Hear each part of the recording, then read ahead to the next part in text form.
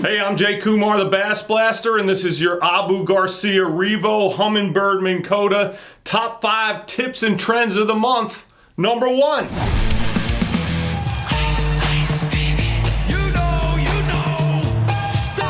That's right, dice, baby, also known as fuzzy baits. These things sailed the ocean blue.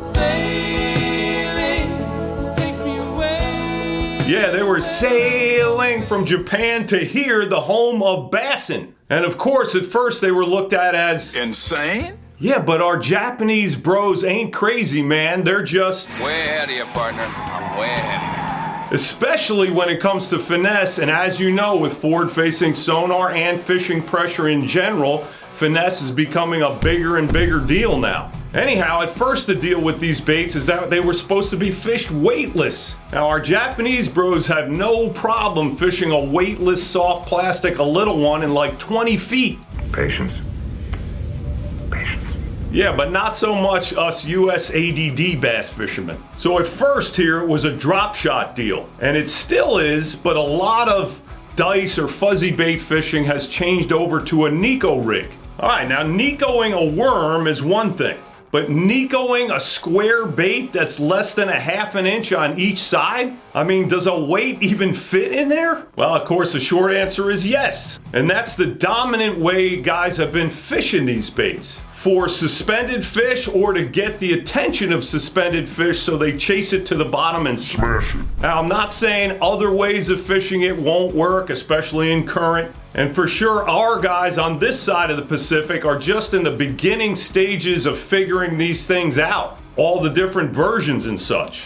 But if you're fishing for big largemouths or a big bite, so far these might not be the baits for you. What do I mean? Number 2. No dice. No dice for big largemouths? No, not that big. About this big, 4 to 5 pounds, and I guess up. Now, Bass Pro Tour Pro Drew Gill is a die-hard regular Neko rig man, and he also Neko's dice and fuzzy baits. He said in a recent BassBlaster email, I quote, "If you throw that dice in front of a 4-pounder, it does not bite it. You are choosing not to catch 4-pounders, but you can catch anything under 4. An occasional 4-pounder will bite it, but percentage-wise, fish under 2.5, your bite percentage is really high." So far, that's generally true with largemouth. Spotted bass and smallmouth are different. You can make the biggest smallmouth or spotted bass eat dice. Interesting. Yes, it is. He said that all the 4+ largemouths he put a dice bait in front of at the recent MLF Toyota Championship would not eat that bait, but the smaller ones would. That's just one example. So yes, we've seen some big tournaments won on dice and fuzzy baits like this, and this, and this, but those have all been smallmouth tournaments. Will the big largemouths ever get a clue? Will they at least jump on the new fuzzy Senko? We'll find out, man. Number 3. Ah yeah, the Sakamata shad. The most sought after bait in the bass fishing universe. Rarer even than guys who can play Nirvana tunes on chickens.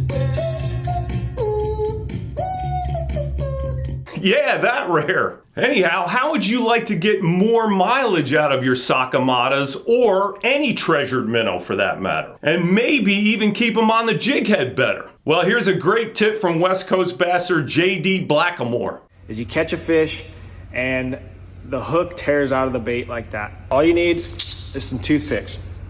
So what you're gonna do is you're gonna take your torn up bait, you're gonna throw that hook back in there like such. And I only do this after it's been torn, I don't do it before.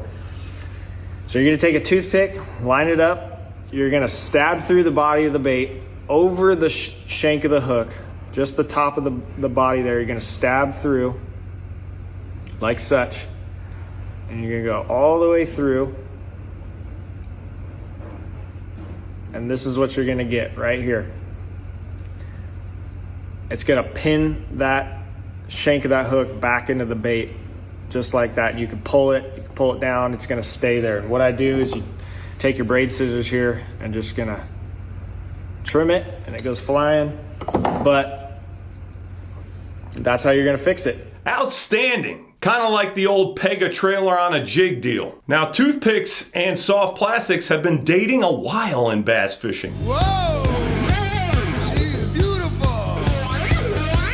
Glad that relationship is back on. Thanks, JD. Good stuff, man. And by the way, the Sakamata shad now comes in a new size, 4.5. Good luck finding them.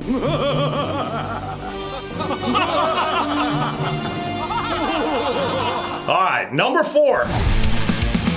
Now, winged minnows like the Sakamata shad are the primo deal right now. You're simply the best! All right, yeah, that's what people say, but the minnow game is still... Stacking, shifting. Yeah, pinging a minnow is still shifting and developing. And as far as I know, a new category of minnow is hinged minnows. Cases in point are the new Yamamoto Hinged Minnow and the Sixth Sense Shindo Shad. Say that fast. Sixth Sense Shindo Shad. Now, I'm not sure if there were hinged minnows in Japan before these two, but either way, what's up with the hinge? Well, here's Bass Pro Tour Pro Jake Lawrence, one of the guys behind Yamamoto's bait, who fished it to get 5th at this year's MLF Red Crest Championship. The hinge is something totally different, sets itself apart from a lot of the other minnows out there. Again, we've got our traditional great, super soft plastic from Yamamoto, ultra realistic. But the difference maker here is this hinge. This little break back here gives all the action that we need. Now, I also talked to Bassmaster Elite Pro Robert G, who just used the 7-inch Yamamoto Hinge Minnow to finish 2nd at the Bassmaster EQ on Lake Okeechobee. Here's what he said about it.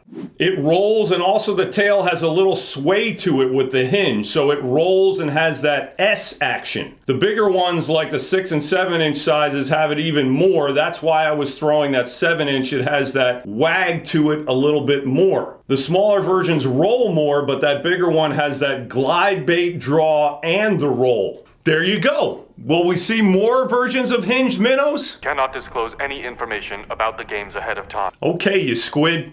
Number 5. Ladies and gents of the old school Bassin Academy, meet your new hero. That's Missouri's Roger Fitzpatrick, who won the MLF Toyota Championship on Grand Lake.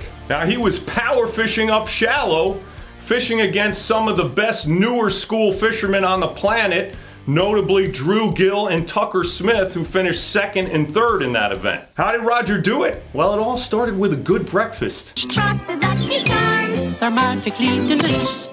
Haha, my Irish peeps can't get mad at me because my mom is from Ireland.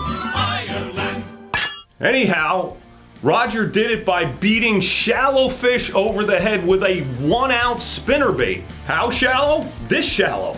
He said the key was keeping that bait thumping right across the bottom, and a 1/2-ounce bait just wouldn't do that. Plus, it would have a totally different feel to the fish. His bait of choice was a 1-ounce Omega spinnerbait with number 7 and 4.5 willows in white, chartreuse in white, and a little bit of coleslaw.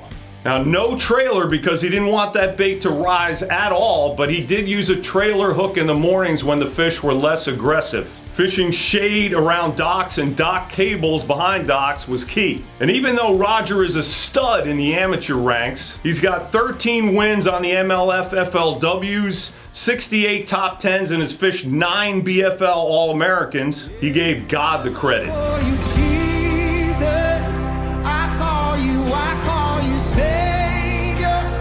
Something comes out of the grave every time I call your name. So much power in that name, peeps. All right, that's all I got for you this month. Thank you for watching. Thank you, Abu Garcia REVO and Humminbird Minn Kota.